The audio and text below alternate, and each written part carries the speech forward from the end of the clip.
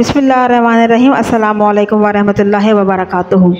दुनिया में तेज़ी से बढ़ते हुए मुआशी, इक़्तिसादी, मजहबी, माशरती और मौसमी बहरान बिलाखिर इस बात पर सही साबित हो रहे हैं कि जिनको आज से 1400 साल पहले कुरान और हदीस मुबारक में बयान किया जा चुका है।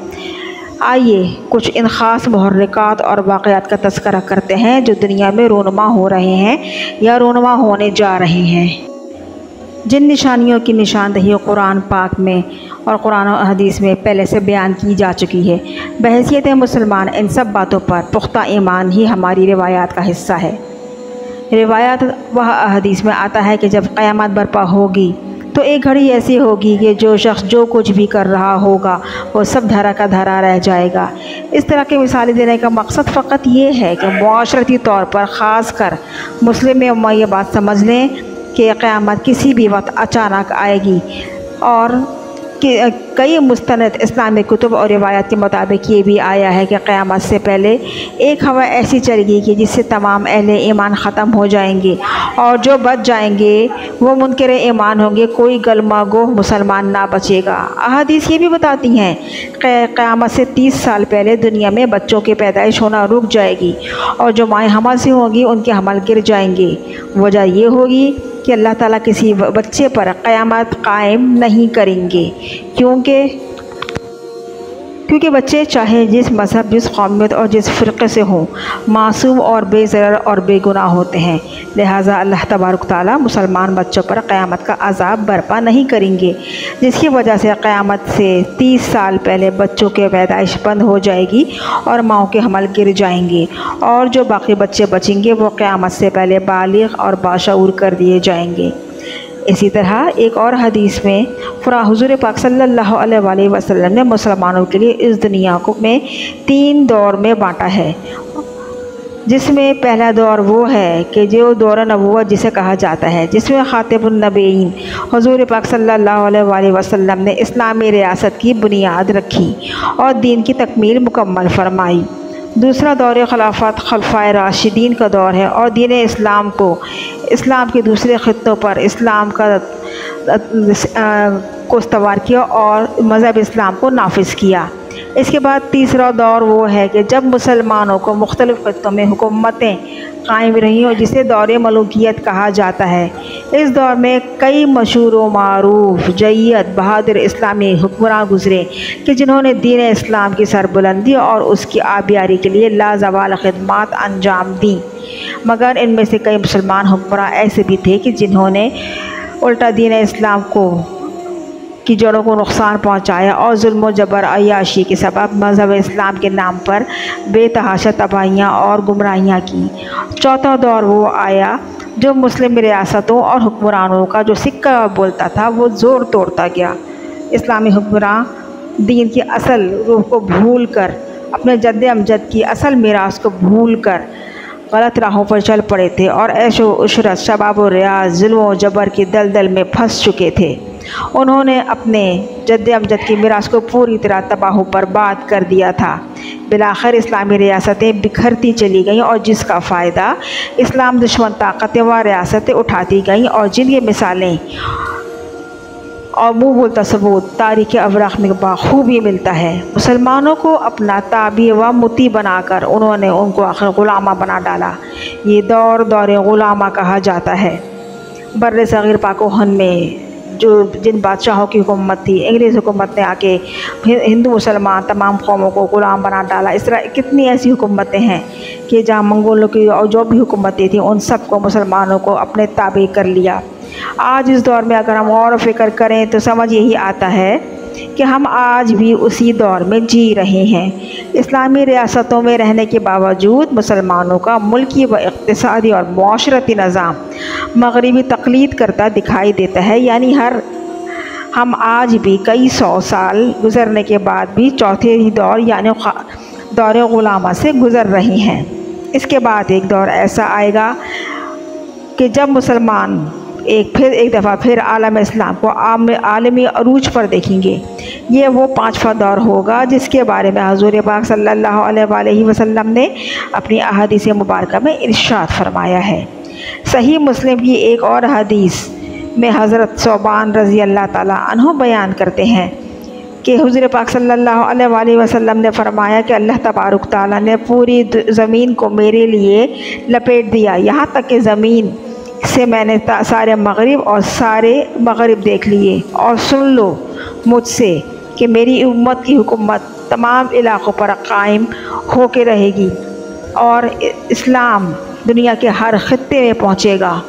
और ज़मीन को लपेट कर और सुकेड़ कर अल्लाह ताला ने मुझे दिखा दिया है। अब इस हदीस का वाज़ेह इशारा ये है कि क़ुर्ब क़यामत से पहले एक दफ़ा फिर आलम इस्लाम का दौरा होगा। उम्मत मुस्लिमा आलमी हुक्मरानी हासिल करेगी। मगर अब अगर दौर हाजिर में मुसलमानों के हालात और उनकी ज़बू हाली और गिरती हुई अखलाक़ी हालात को देखें तो ऐसे हालात दिख नहीं रहे कि आलमी हुक्मरानी के असरात दिखें। लेकिन हमारा ईमान और अक़ीदे की मजबूती हमें इस बात का पुख्ता यकीन दिलाती है कि क़यामत से पहले हुज़ूर पाक सल्लल्लाहु अलैहि वसल्लम की बयान करदा पेशन गोई पूरी होगी।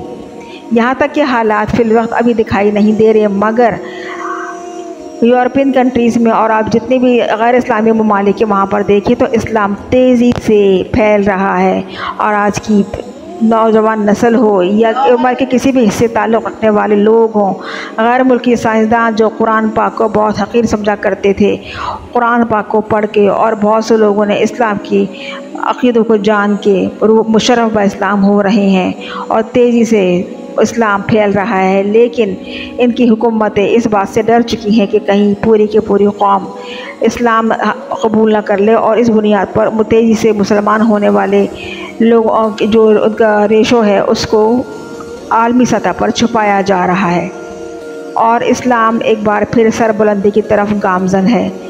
दूसरी वजह इमाम महदी का ज़हूर है। जब हज़रत इमाम महदी आएंगे तो इस्लाम की सरबुलंदी अपने सर चढ़ के बोलेगी और पूरी दुनिया में इस्लाम फैलेगा। हदीस मुबारक में भी है कि सूरज ज़मीन पर कोई ऐसा ख़ित्ता ना बचेगा कि जहाँ इस्लाम दाखिल ना हो। इंशाअल्लाह वो वक्त भी आएगा कि जब दीन इस्लाम हर इंसान के दिल में घर करेगा। वजाहत ये भी कहती है कि इस्लाम से क़ुर्ब क़यामत से क़बल तीसरी जंग अज़ीम का इशारा भी है कि क़यामत से आने वाले 30 साल में तीसरी जंग अज़ीम, जिसे आप ग़ज़वाए हंद या जिसे आप पानी की जंग भी कह सकते हैं, इन 3 नामों से इस जंग को पुकारा गया है और इसके असरात वक्त गुज़रते के साथ दिखाई दे रहे हैं। रिवायात में ये भी बयान हुआ है कि क़ुर्ब क़यामत में जब दज्जाल का ज़हूर होगा तो जो मुसलमान उस वक्त बचेंगे तो वो उनको कुछ इस तरह वरग़ल आएगा कि वो अपने आप को उसे उनके सामने एक मसीहा के तौर पर ज़ाहिर करेगा और कमज़ोर और नाक़िस ईमान वाले मुसलमान बिल आखिर उस पर ईमान ले आएंगे। हुज़ूर पाक सल्लल्लाहु अलैहि वसल्लम ने अपनी इन अहादीस के ज़रिए पहले से ही मुसलमानों को आगाह कर दिया है कि दज्जाल के आने से 3 साल कबल हालात यकसर तब्दील हो जाएंगे। उस दौर में बैल महंगे और घोड़े सस्ते हो जाएंगे, क्योंकि उस दौर में दुनिया को शदीद तरीन कहत साली का सामना करना पड़ेगा। चुनाचे भूख के मारे खाने के लिए लोग बैलों की मदद से खेती बाड़ी करेंगे और वो भूख और प्यास के मामले में सख्त तरीन तकालीफ उठाएंगे। 3 साल तक शदीद तरीन कहत साली रहेगी, जबकि पहले 3 साल में अल्लाह तबारक तआला 1/3 बारिश और ज़मीन को 1/3 पैदावार रोकने का, दूसरे साल 2/3 बारिश और पैदावार कम हो जाएगी, जबकि तीसरे साल बारिश और ज़मीनी पैदावार को मुकम्मल तौर पर रोक दिया जाएगा। चुनाचे ज़मीन बिल्कुल खुश्क और बंजर हो जाएगी, ना ही कोई घास उगेगा ना ही कोई सब्ज़ा। चुनाचे हर पानी और सब्ज़ा खाने वाले चौपाए कहत के मारे हलाक हो जाएंगे और कोई बाकी ना बचेगा सिवाय उसके कि जिसे अल्लाह चाहे। इस हदीस पर जब सहाबा कराम ने इस्तफसार किया कि ग़िज़ाई किल्लत के बाइस इंसान ज़िंदा कैसे रहेंगे तो और इस कहत का मुकाबला कैसे किया जाएगा, जिसके जवाब में आप सल्लल्लाहु अलैहि वसल्लम ने इरशाद फरमाया कि ला इलाहा इल्लल्लाह अल्लाहु अकबर सुबहानल्लाह वल्हम्दुलिल्लाह। ये सब वो तस्बीहात हैं जो अल्लाह तबारक तआला ने अपने मोमिनीन के लिए इस पुरफितना दौर में हर दर्द, हर तकलीफ़ और हर भूख प्यास और हर आफत से बचने के लिए अता कर दी हैं। इन तस्बीहात के पढ़ने से अल्लाह तबारक ताला अपने मोमिनीन को हर उस चीज़ से दूर रखेगा, चाहे वह भूख हो, प्यास हो, किसी किस्म की तकलीफ़ हो। तो लिहाजा ए मोमिनो, अल्लाह ताला की रस्सी को मज़बूती से थामे रखना।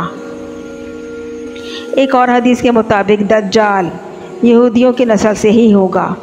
आज जिस तरह मौजूदा दुनिया के हालात हम देख रहे हैं कि जिस तरह यहूदी फ़लस्तीन पर क़यामत ख़ेज़ सितम ढा रहे हैं और पूरी दुनिया से जंग बंदी के दबाव के बावजूद अपनी हठधर्मी और ढटाई पर कायम हैं, इससे तो यही नतीजा अख़ज़ होता है कि दुनिया एक बहुत बड़ी खाना जंगी और तबाही की तरफ जा रही है।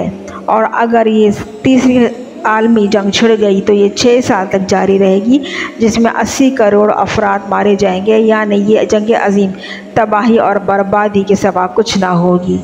ये थी कुछ ख़ास और क़ुर्ब क़यामत से पहले कि 30 साल जिनमें ये वाक़यात रोनुमा होंगे, और वो 5 अदवात जिनके बारे में हुज़ूर पाक सल्लल्लाहु अलैहि वसल्लम ने पेशन गोई की थी।